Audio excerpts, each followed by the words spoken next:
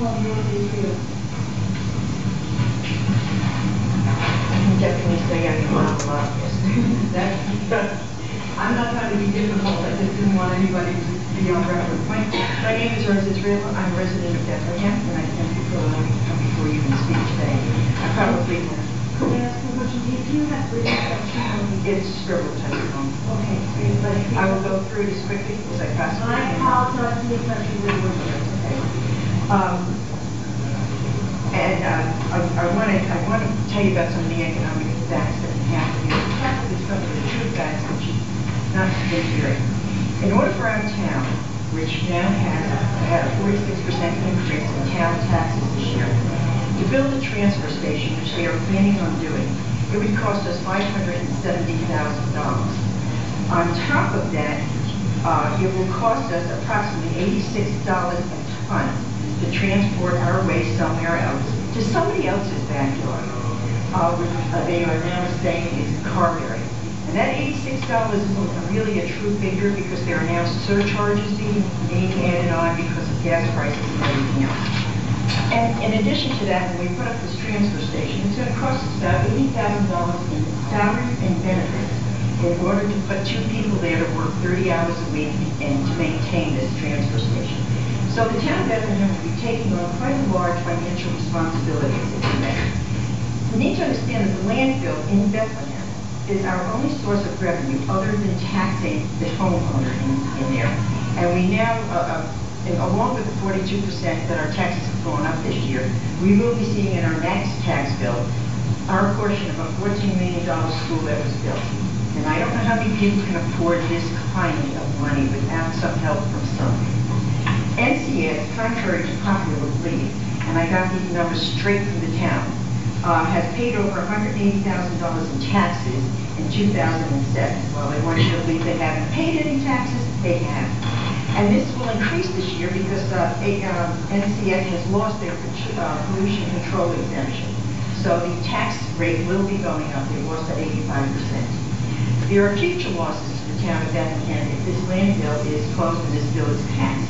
The future benefits are that on that landfill we can build parks, ball fields, and picnic areas, which will give Bethlehem additional recreation areas free of charge and other places for people to come who want to come to Bethlehem. And they have done this in other towns and in other cities. The loss of the use of the methane that is generated in that landfill right now to produce electricity will also be lost to the town of Bethlehem, which could generate revenue for us, or at least bring down our electric bills. We will also lose the numerous donations to various organizations that help keep our taxes down that NCS has made to the fire department, the school, etc. The town board at present does not allow our organizations to accept donations from NCS, even though it meets town needs and saves taxpayers money. They say, no library, you cannot accept anything. No fire department, you cannot accept anything. NCS donated $3,000 to a little shed that we used to generate funds for various organizations in town, and they went out of their minds and wanted to tear it down and haul it away.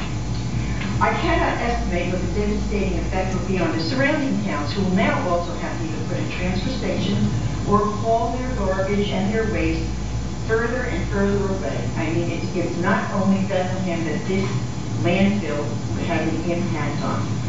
And certainly the effects that the public benefit that DES sees with this landfill will also go away. And if this bill is passed, as DES has told you, it will cost the state approximately $200,000 a year just in order to do the re-permitting that this bill calls for.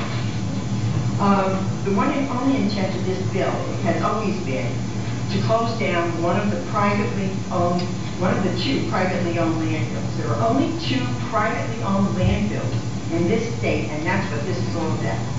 A certain segment of the citizens of Bethlehem has carried on this jihad for over 10 years, not 20, and not 30, since NCS has only owned the site since 1994 and was paying host fees and other donations up until the end of 1997. And in 1997, they gave to the town in donations, less tax, property tax, $219,000. It's not a lot of money. I know it isn't a lot of money. As recently as March, 60% of the voters voted for a change. No more litigation with NCS, no more litigation with the landfill. We want our taxes to be brought down and we want to negotiate with them. If there is no host fee agreement, there can be no landfill. This might be good for future landfill applications, but not for Bethlehem, where we already have a landfill. Let's keep that in mind. If this place closes down, it's not going away. Casella is not going to take this 140,000 pounds of garbage and put it somewhere else. It's going to be there, and it's going to stay there, and we're going to lose the benefit of it. The present board members from the old board, one of which was appointed 24 hours before the new board was sworn in, legal, but not ethical, have refused to follow the will of the most recent vote and are intent on closing down NCS.